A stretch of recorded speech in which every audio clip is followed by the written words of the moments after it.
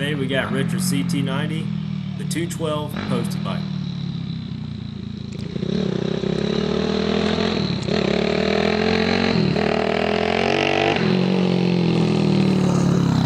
Hey there guys and girls, I'm Richard and this is my 1975 CT90.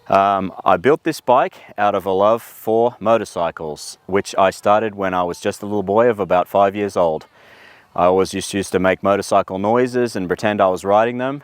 I grew up riding BMX bikes in Australia, and I used to put the little cardboard on the back wheel to pretend to make the sound so that it sounded like a motorcycle. And just as soon as I could get my hands on my first bike, I did so, and the rest is kind of history. I've had motorcycles ever since. I'm a bit of a purist when it comes to some of my other bikes in my collection, and I have a beautiful 1984 Honda CT110, or as I like to call it, a postie bike.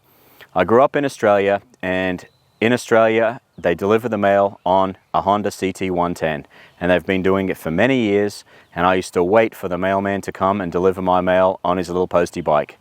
So when I moved over to the States and I got myself established, first bike that I looked for was a postie bike. I got a beautiful one owner 1984 CT110, and that bike is gorgeous and I love to ride it, but I ride a lot with friends and traffic is busy around where I live, and I wanted something that could keep up with traffic just a little bit better than the 110 did without screaming it all over the place.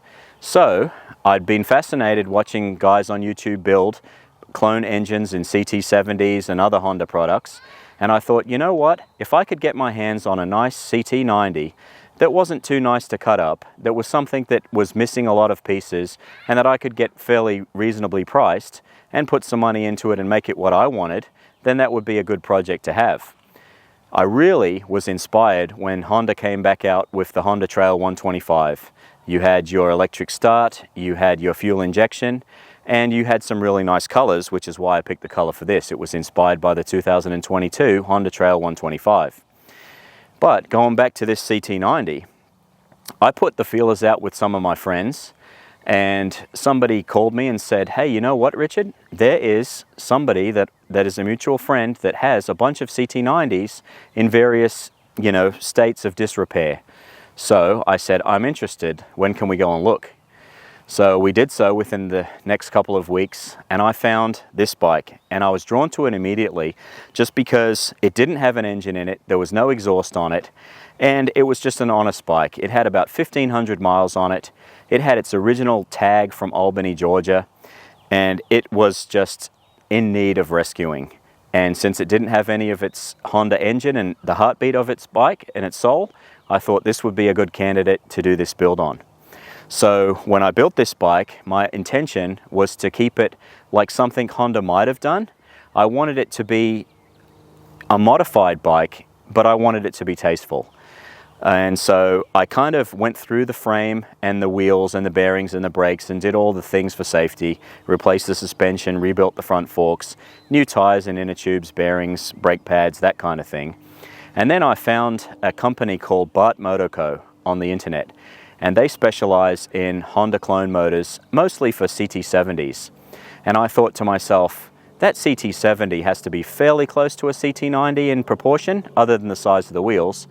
So I'll take a chance and I'll buy a kit and I'll see if I can retrofit it and make it fit on this bike. Then I ordered the kit, which included the engine, the carburetor, a complete wiring harness, the headlight, and the exhaust pipe. And my original plan was to maybe get a 140cc engine, maybe step it up to one of their 190s. But then when I was ready to pull the trigger, I said, if I'm going to do this, I might as well go all out and get the top tier.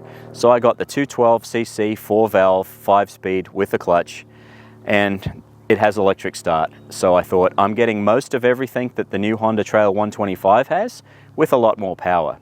I think this bike is claimed to have about 25 horsepower, and as you guys who know these bikes know, it doesn't weigh very much, so it gets down the road pretty good. So the first obstacle that I had to overcome was just drilling out the motor mounts on the clone engine to make them fit the Honda bolts that I had to go in the frame.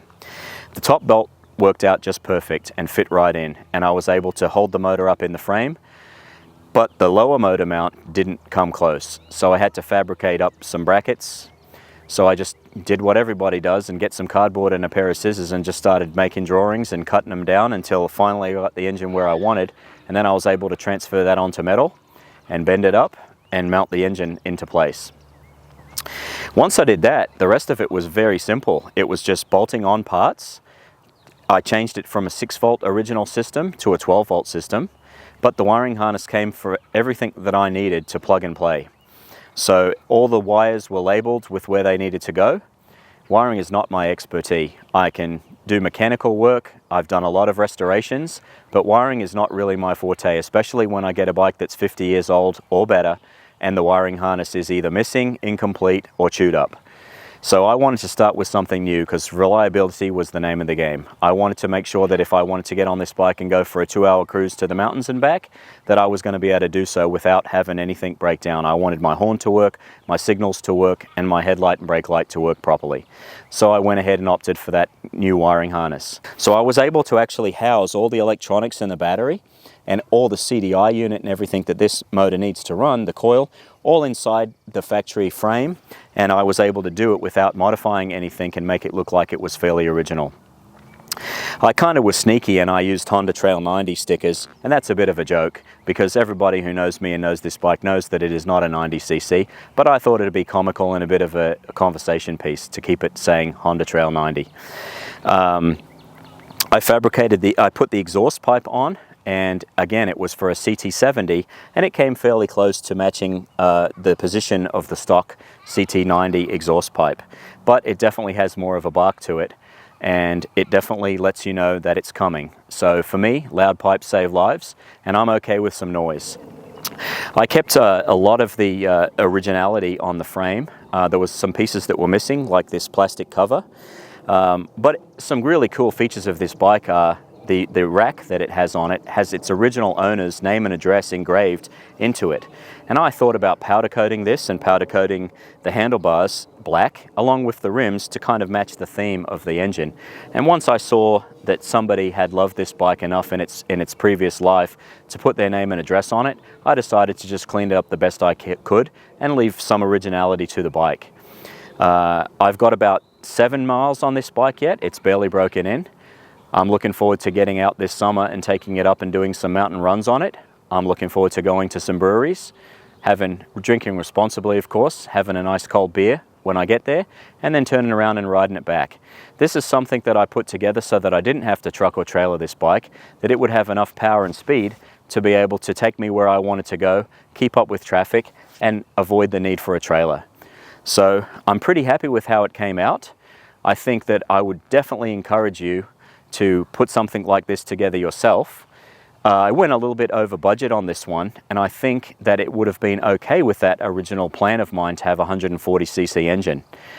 I think that that would have gotten the bike to a 55-mile-an-hour speed limit, and it would have ridden there happily all day long and still got reasonable gas mileage. It's very powerful. It so far is okay on fuel. That's not really my concern. This is more about miles per gallon than miles per gallon. But I'm enjoying it, and I plan to enjoy so with myself and my friends for years to come. All right, so now that I've talked about the project, now I thought it'd be a nice idea to have you guys hear what I'm talking about and start it up for you, let you hear the bark from the exhaust pipe, and maybe inspire you all out there to do something like this for yourselves.